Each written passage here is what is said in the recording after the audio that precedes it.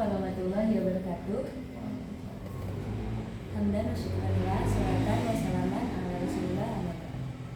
Sebelumnya saya mengucapkan terima kasih kepada Bapak Dr. Andes Insinyur Dr. Andes Haji Iskandar Muda Purwamijaya MT selaku dosen penanggung jawab CE 329 Survei dan Pemetaan. Kami di sini kelompok 1 akan memaparkan presentasi dengan judul Kerangka Dasar Horizontal Metode Poligon di Gedung FITS. Yang mana anggota kelompok kami berjumlah 6 orang. Dengan anggota yang pertama ada Abdurrahman Amar dengan NIM 2102209. Kemudian ada Arsy Islah Dwi Oksida dengan NIM 2109256. Kemudian ada Chandra Adi Putra Isnianto dengan NIM 2107183. Kemudian ada Ibnu Aziz Nukilaha dengan NIM 2100084. Kemudian ada Muhammad Hafiz Musin A dengan NIM 210222752. Kemudian ada saya sendiri Sofiana Badriah dengan NIM 2102219. Kemudian ada pemaparan yang pertama yaitu pendahuluan yang akan dipaparkan oleh Chandra Adi. Pada Chandra Adi, saya persilahkan. Ya, terima kasih. Nah, pertama adalah latar belakang. Yang pertama itu insinyur sipil itu harus memahami konsep metode poligon kerangka dasar horizontal. Tapi mahasiswa teknik sipil 2021 belum memahami konsep metode poligon kerangka dasar horizontal. Yang kedua, insinyur sipil harus memahami dan terampil dalam pengolahan data poligon KDH. Tetapi mahasiswa teknik sipil 2021 belum memahami dan terampil dalam pengolahan poligon. Yang ketiga, insinyur sipil harus memahami dan terampil dalam penggambaran poligon KDH. Tapi mahasiswa teknik sipil 2021 belum memahami dan terampil dalam penggambaran poligon. Selanjutnya ada identifikasi masalah. Berdasarkan rumusan masalah dalam latar belakang dapat didapatkan beberapa permasalahan terkait pengukuran sifat data, yaitu mahasiswa teknik sipil belum memahami pengukuran poligon kerangka dasar horizontal. Yang kedua, mahasiswa teknik sipil belum memahami pengolahan data dalam pengukuran kerangka dasar horizontal metode poligon. Yang ketiga, mahasiswa teknik sipil belum memahami penggambaran dalam pengukuran kerangka dasar horizontal metode poligon. Pada saat ketiga ada perumusan masalah. Berdasarkan latar belakang dan pembatasan masalah, maka didapat rumusan masalah sebagai berikut, yaitu apa yang dimaksud dengan pengukuran poligon kerangka dasar horizontal. Yang kedua, bagaimana cara pengolahan data dalam pengukuran kerangka dasar horizontal metode poligon. Yang ketiga, bagaimana cara penggambaran dalam pengukuran kerangka dasar horizontal metode poligon. Selanjutnya ada tujuan penulisan. Pembahasan materi terkait sifat data dalam presentasi ini bertujuan agar yang pertama mengetahui terkait konsep pengukuran poligon kerangka dasar horizontal. Yang kedua, mengetahui cara pengolahan data dalam pengukuran kerangka dasar horizontal metode poligon. Yang ketiga, mengetahui cara penggambaran dalam kerangka dasar horizontal metode poligon. Selanjutnya ada bab 2, yaitu kajian pustaka.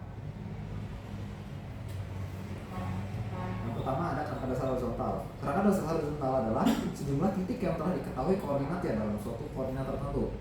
Sistem koordinat di sini adalah sistem koordinat kartesian, di mana bidang datarnya merupakan sebagian kecil dari permukaan elipsoida bumi. Purwamijaya 2008. Adapun metode-metode dalam pengukuran kerangka dasar horizontal sebagai berikut, yaitu 1. Metode poligon, 2. Metode triangulasi, 3. Metode trilaterasi, yang keempat metode pengikatan ke muka, yang kelima metode pengikatan ke belakang cara Collins dan Cassini. Selanjutnya ada metode poligon. Poligon adalah serangkaian titik-titik yang dihubungkan dengan garis lurus sehingga titik-titik tersebut membentuk sebuah rangkaian titik atau poligon. Pada pekerjaan pembuatan peta, yaitu merupakan jaringan titik-titik yang letaknya sudah ditanda dengan patok Kursamawati 2014. Tujuan pengukuran poligon untuk menentukan koordinat titik-titik sudut yang diukur seperti panjang sisi segi banyak dan besar sudut-sudutnya. Purwamijaya 2008. Nah, itu ada macam-macam poligon, yaitu yang pertama poligon terbuka, poligon tertutup, poligon bercabang, dan poligon kombinasi. Terima kasih kepada Chandra Adi yang telah memaparkan materi presentasi. Kemudian dilanjutkan pemaparan selanjutnya oleh Ibnu Aziz Nukilaha. Kepada Ibnu Aziz, saya persilakan. Baik, terima kasih Ibu Moderator. Saya selanjutnya akan memaparkan tentang syarat-syarat poligon Yang pertama yaitu syarat geometri. Yang pertama yaitu alfa akhir dikurangi alfa awal sama dengan sigma beta dikurangi n kurangi 2 dikali 180 derajat. Dan selanjutnya yaitu alfa CD dikurangi alfa AB sama dengan sigma beta ditambah beta dikali n kurangi 2 dikali 180 derajat. Selanjutnya yaitu syarat absis x akhir dikurangi x awal sama dengan d sin, maka dihasilkan alfa plus k kali beta kali n. Lalu x kali c kurangi x kali a sama dengan sigma d kali cos. Dan yang terakhir yaitu x kali c dikurangi x kali a sama dengan sigma d cos alpha plus k kali x. Yang selanjutnya yaitu syarat ordinal dengan rumus y akhir dikurangi y awal sama dengan d cos, lalu y kali c kurangi y a sama dengan d cos plus k kali y. Lalu selanjutnya k beta dikurangi minus sama dengan minus f beta dikali n beta, maka dihasilkan n sama dengan jumlah sudut dengan n sama dengan jumlah sudut. Lalu selanjutnya pengolahan data poligon menggunakan dua metode, yaitu metode Bowditch dan metode transit. Metode Bowditch adalah metode koreksi absis dan ordinat pada pengukuran poligon yang bobotnya adalah perbandingan antara jarak resultante terhadap total jarak resultante pada Purwamijaya 2008. Kemudian metode transit. Pada metode ini bobot koreksi absis atau ordinat diperoleh jarak pada arah absis dibandingkan dengan jarak total pada arah absis atau ordinat Purwamijaya 2008. Perbedaan-perbedaan metode Bowditch dan transit, yaitu perbedaan mendasar antara keduanya dapat terlihat pada cara perhitungannya.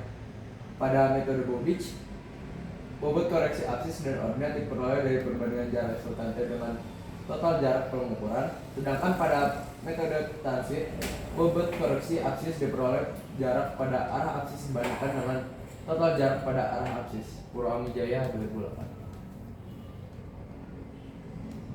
2.3 yaitu pengukuran luas. Luas adalah jumlah area yang terproyeksi pada bidang horizontal dan dikelilingi oleh garis batas. Luas yang diukur pada gambar situasi disebut pengukuran tak langsung, sedangkan pengukuran langsung luas yang dihitung dengan menggunakan data jarak dan sudut yang langsung diperoleh dari pengukuran lapangan tanpa gambar. Farrington 1993. Ada beberapa metode pengukuran luas yang bisa dijabarkan. Yang pertama ada metode diagonal dan tegak lurus. Yang kedua pembagian segitiga, yaitu selanjutnya metode trapesium, kemudian metode offset, selanjutnya metode offset pusat, metode Simpson. Yang ketujuh yaitu metode jarak meridian ganda. Bab 3 metodologi. Lokasi dan waktu. Lokasi praktikum dilakukan di area Fakultas Ilmu Pengetahuan Sosial Universitas Pendidikan Indonesia. Kemudian pelaksanaan praktikum dilaksanakan pada tabel seperti berikut. Prosedur praktikum. A. Prosedur pengukuran. Yang pertama, didirikan alat di atas patok. Yang kedua, target diletakkan di atas patok yang mengapit tempat alat sifat data berdiri. Gelembung nipod ditengahkan dengan cara memutar skrup. Teropong diarahkan ke target belakang dan target muka dan dibaca sudut horizontal. Yang ketiga, teropong diubah posisinya menjadi luar biasa dan diarahkan ke target muka dan dibaca sudut horizontal. Teropong ke arah target belakang dan dibaca sudut horizontal. Yang keempat, periksa pembacaan sudut dengan kontrol bacaan dengan rumus pembacaan sudut luar biasa dikurangi pembacaan sudut biasa. Jika sesuai, teruskan dengan angka berikutnya. Jika tidak, ulangi pembacaan. Yang kelima, alat teodolit dipindahkan ke patok selanjutnya dan dilakukan hal yang sama seperti pada patok sebelumnya. Yang keenam, data dari lapangan diolah secara manual atau dengan bantuan komputer. Pengolahan data poligon diselesaikan dengan metode Bowditch atau transit. Yang ketujuh, pengukuran poligon kerangka dasar horizontal selesai. Hasil yang diperoleh dari praktek pengukuran adalah koordinat titik-titik yang diukur sebagai titik-titik ikat untuk keperluan penggambaran titik-titik detail dalam pemetaan. Baik, terima kasih kepada Ibu Aziz yang telah memaparkan materi presentasi. Kemudian pemaparan selanjutnya akan dilanjutkan oleh Abdurrahman Amar. Kepada Abdurrahman Amar, saya persilakan. Baik, untuk selanjutnya prosedur pengolahan untuk metode Bowditch. Pertama kita menghitung syarat 1 dengan rumus alfa akhir dikurang alfa awal sama dengan sigma beta dikurang n dikurang 2 dikali 180 derajat ditambah f beta. Yang kedua, kita akan mencari B koreksi dengan rumus beta 1 ditambah fb per n. Yang ketiga, kita mencari A koreksi dengan rumus AN sama dengan AN dikurang BN tambah 180. Kemudian selanjutnya kita menghitung syarat kedua atau syarat Aziz dengan rumus sigma delta X sama dengan D atau jarak dikali dengan sin alfa. Selanjutnya kita menghitung syarat 3 atau syarat koordinat dengan rumus sigma delta Y sama dengan D atau jarak dikali dengan cos alfa. Selanjutnya kita menghitung bobot dengan rumus D1 dibagi dengan sigma D dengan catatan jumlah bobot atau sigma bobotnya adalah 1. Yang ketujuh, kita menghitung koreksi dengan rumus koreksi delta X jumlah N sama dengan bobot jumlah N dikali dengan sigma delta X. Selanjutnya ke-8 kita menghitung koreksi dengan rumus delta YN sama dengan bobot N dikali dengan sigma delta Y. Selanjutnya kita menghitung setelah koreksi dengan rumus setelah koreksi delta XN sama dengan delta XN tambah koreksi delta XN. Berikutnya kita menghitung lagi setelah koreksi dengan rumus setelah koreksi delta YN sama dengan delta YN ditambah koreksi delta YN. Kemudian terakhir kita akan menghitung koordinat dari X dan Y dengan rumus X sama dengan X awal ditambah setelah koreksi. Kemudian untuk koordinatnya Y sama dengan Y awal ditambah setelah koreksi dengan catatan X awal sama dengan X akhir dan Y awal sama dengan Y akhir. Untuk perhitungan atau pengolahan data metode transit, pertama kita menghitung syarat 1 dengan rumus sama seperti metode Bowditch. Yang kedua, kita mencari beta koreksi seperti sama dengan metode Bowditch. Kemudian untuk mencari A koreksi dengan rumus sama seperti rumus Bowditch. Kemudian kita menghitung syarat 2 atau syarat Aziz dengan rumus delta sigma delta X sama dengan jarak dikali sin alfa. Selanjutnya kita menghitung syarat ketiga atau syarat ordinal dengan sigma delta Y sama dengan D atau jarak dikali cos alfa. Berikutnya kita menghitung bobot delta X dengan rumus bobot sama dengan jarak N atau Dn dikali dengan sin alfa dibagi dengan delta D atau jumlah jarak dikali dengan sin alfa. Dengan catatan jumlah bobot atau sigma bobot sama dengan 1. Kemudian kita menghitung bobot delta Y dengan rumus bobot sama dengan jarak N atau Dn dikali cos alfa dibagi dengan jumlah jarak atau sigma D dikali cos alfa. Dengan catatan jumlah bobot atau sigma bobot sama dengan 1. Yang ke-11 kita menghitung delta X dan delta Y di mana delta X koreksi delta Xn sama dengan bobot N dikali sigma delta X. Dan untuk delta Y koreksi dengan rumus koreksi delta Y sama dengan bobot N dikali sigma delta Y. Nah, itu kita menghitung delta X setelah koreksi dengan rumus koreksi delta Y delta Xn ditambah koreksi delta Xn. Dan untuk menghitung delta Y setelah koreksi dengan rumus setelah koreksi delta Yn sama dengan delta Yn ditambah koreksi delta Yn. Terakhir kita akan menghitung koordinat X dan Y nya. Untuk koordinat X sama dengan X awal ditambah setelah koreksi. Dan untuk koordinat Y Y awal ditambah setelah koreksi. Yang catatan X awal sama dengan X akhir dan Y awal sama dengan Y akhir. Untuk selanjutnya untuk prosedur penggambaran digital. Pertama, siapkan laptop, lalu buka software AutoCAD. Yang kedua, atur satuan dengan command units. Yang ketiga, atur hitungan panjang dan lebar muka. Kemudian yang keempat, buatlah data jarak peta meliputi muka peta dan ruang legenda. Yang kelima, hitung skala jarak horizontal. Yang keenam, buatlah sumbu datar dan tegak yang titik pusatnya memiliki jarak tertentu terhadap batas muka peta. Yang ketujuh, gambarlah titik-titik yang merupakan posisi tinggi hasil pengukuran dengan jarak tertentu serta hubungkan titik-titik tersebut. Yang kedelapan, buatlah keterangan nilai tinggi, jarak, serta melengkapi informasi legenda, skala, dan lain-lain. Selanjutnya untuk prosedur penggambaran manual. Yang pertama, siapkan kertas milimeter blok dengan ukuran A3 dan alat tulis. Yang kedua, atur orientasi kertas, potret atau landscape. Yang ketiga, buatlah tata jarak peta.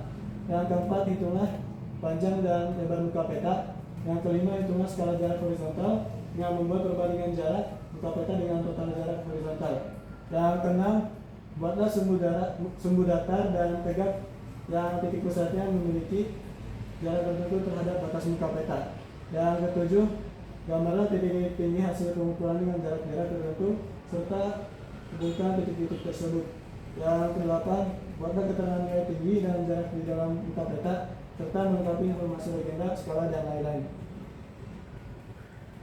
Selanjutnya, metode penulisan. Penelitian ini menggunakan pendekatan kuantitatif yang menekankan analisisnya pada data-data numerikal atau angka yang diolah dengan metode statistika. Pada dasarnya, pendekatan kuantitatif dilakukan pada penelitian diferensial dan yang mendapatkan kesimpulan hasilnya pada suatu probabilitas kesalahan penolakan hipotesis beliau. Dan untuk kerangka berpikirnya bisa dilihat pada diagram yang ditampilkan dalam slide.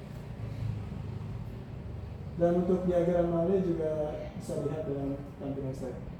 Baik, terima kasih kepada Abdurrahman Amar yang telah merupakan materi presentasi. Kemudian pemaparan selanjutnya akan dilanjutkan oleh Muhammad Hafiz. Pada Muhammad Hafiz, saya persilakan. Terima kasih Pak Moderator. Kali ini saya akan menjelaskan tentang keempat hasil dan pembahasan dari praktikum kami.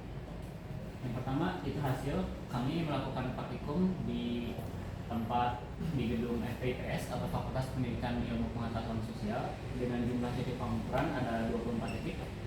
Dan berikut ada tabel data pengukuran poligon rangka dasar horizontal kami.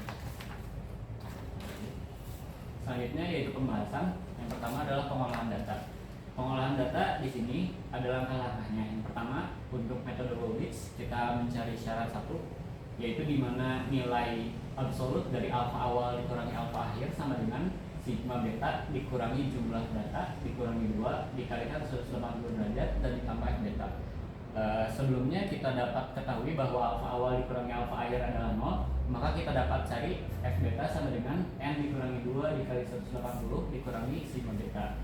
Maka f beta sama dengan 24 dikurangi 2 dikali 180 derajat dikurangi 3959,990 derajat. Hasilnya adalah 0,009722. Selanjutnya kita mencari beta koreksi dengan rumus beta n sama dengan beta 1 ditambah f beta dibagi dengan n. Maka kita ambil contoh di titik 1, beta n sama dengan beta 1 tambah f beta per n. Maka 236,615 ditambah f beta 0,09722 dibagi 24 dan hasilnya adalah 236,616 derajat. Hasil yang lainnya dapat dilihat di tabel. Selanjutnya kita mencari alfa koreksi dengan rumus alfa 1 sama dengan alfa awal. Kemudian alfa 2 sama dengan alfa 1 dikurangi beta 1 ditambah 180 derajat. Dan seterusnya alfa n sama dengan alfa n dikurangi beta n ditambah 180 derajat. Kita ambil contoh, alfa 1 sama dengan 260,417 derajat. Maka kita dapat ketahui alfa 2 sama dengan 202,60972 derajat dikurangi 151,591 derajat ditambah 180 derajat yang hasilnya adalah 174,2 derajat. Hasil yang lainnya dapat dilihat di tabel. Selanjutnya kita akan mencari syarat 2 atau syarat analisis dengan rumus sigma dari delta X sama dengan D sin alpha. Nah, kita ambil contoh, sigma delta X sama dengan 25,5 dikalikan sin 202,6 derajat, hasilnya adalah 9,804 meter. Yang lainnya dapat dilihat di tabel. Selanjutnya adalah kita mencari syarat 3 atau syarat koordinat dengan rumus sigma delta Y sama dengan D dikalikan cos alpha.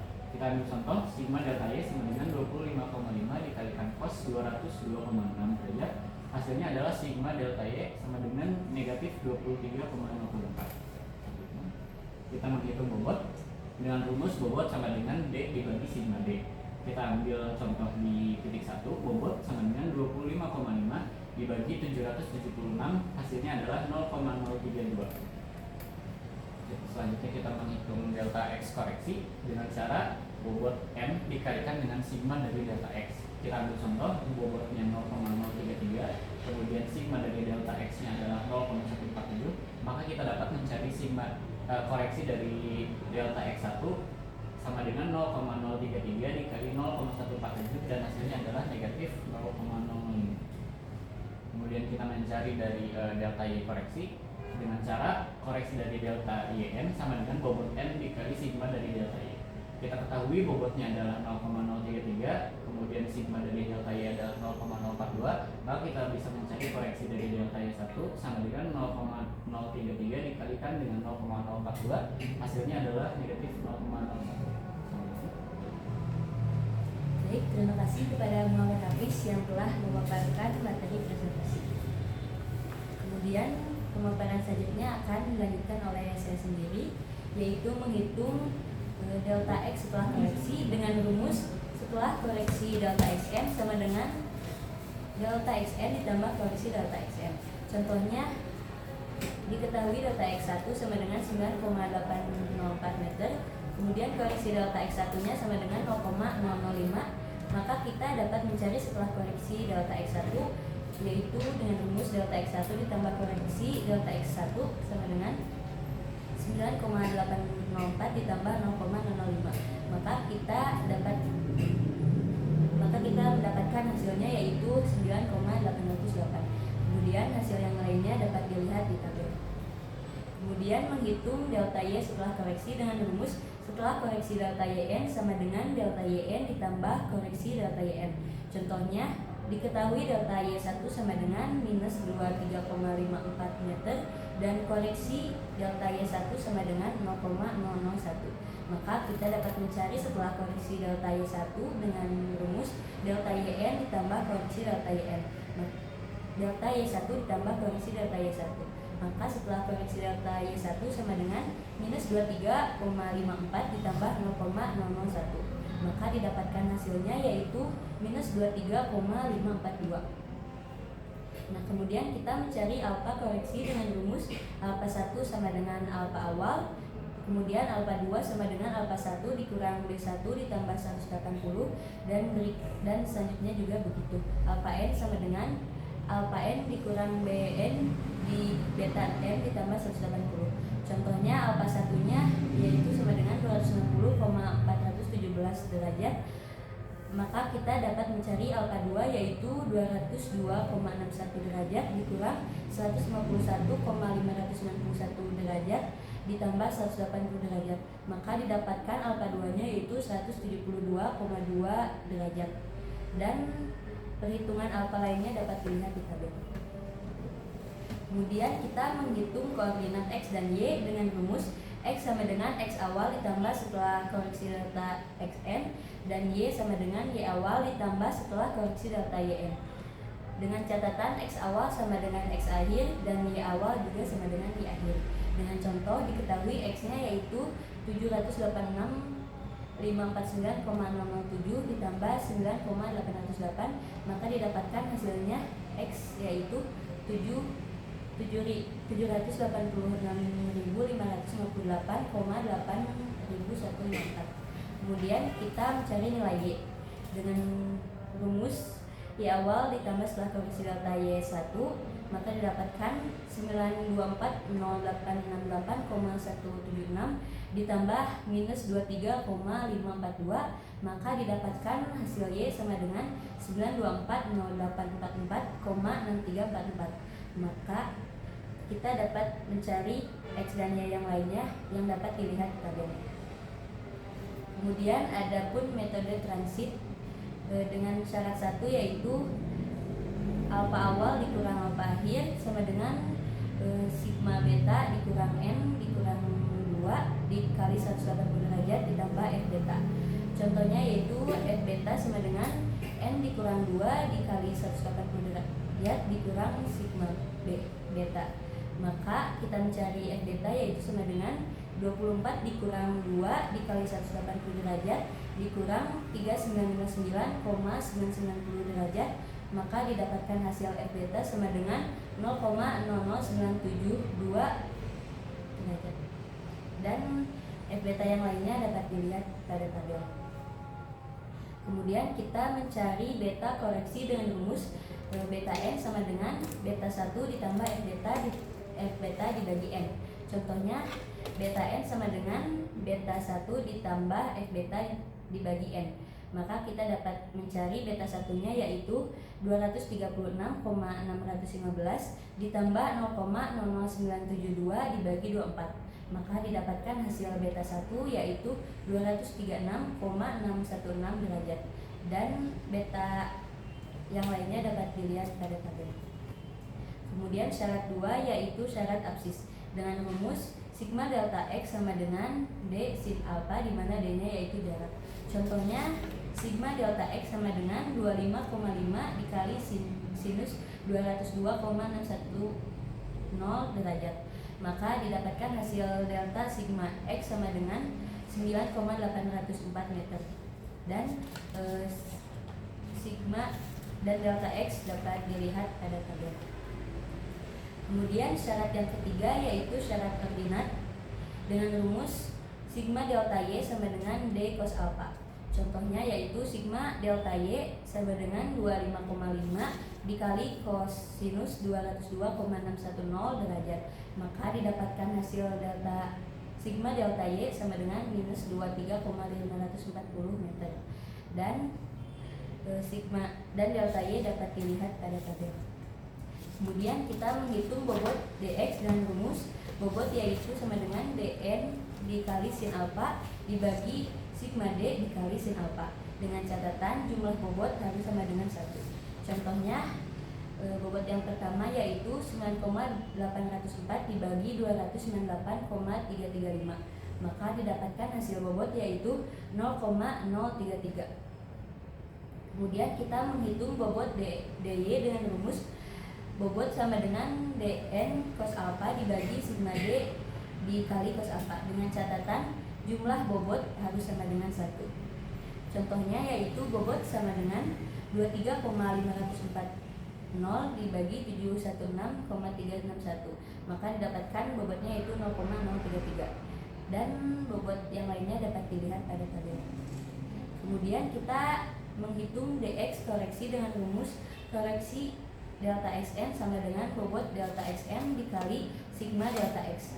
Contohnya yaitu diketahui bobotnya yaitu 0,033, kemudian ada sigma delta x nya sama dengan 0,147, maka koreksi delta x satunya yaitu 0,033 dikali 0,147, maka didapatkan hasilnya yaitu minus 0,005. Dan koreksi delta x yang lainnya dapat dilihat pada tabel. Baik, pemaparan selanjutnya akan dilanjutkan oleh Arsy Islah di Arsida. Pada Arsy Islah, saya persilakan. Baik, selanjutnya akan dilanjutkan oleh saya untuk menghitung dx setelah koreksi dengan rumusnya itu setelah koreksi delta xn sama dengan delta xn ditambah koreksi delta xn. Untuk contohnya delta x1 sama dengan 9,804 dengan koreksinya yaitu delta x1 sama dengan minus 0,005.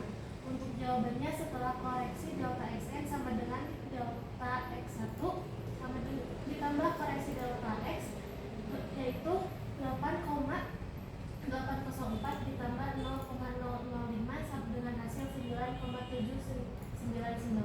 Untuk hasil perhitungan delta X di lapangan bisa dilihat pada tabel 22. Lalu selanjutnya menghitung DY setelah koreksi. Rumusnya itu setelah koreksi delta YN sama dengan delta YN ditambah koreksi delta YN. Untuk contohnya, setelah koreksi delta Y1 sama dengan minus 23,54 ditambah minus 0,001 dengan hasil minus 23,50.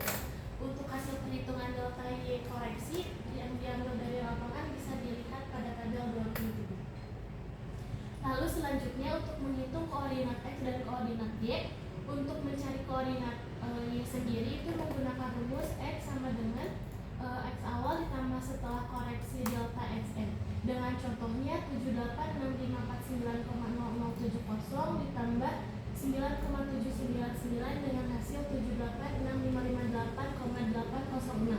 Untuk mencari koordinat Y sendiri menggunakan rumus Y sama dengan Y awal ditambah koreksi delta XN, yaitu dengan contohnya 9240868,1760 ditambah dengan minus 23,54,2 dengan hasil 9240844,634. Untuk perhitungan koordinat yang didapatkan dari praktikum di lapangan bisa dilihat pada tabel 24.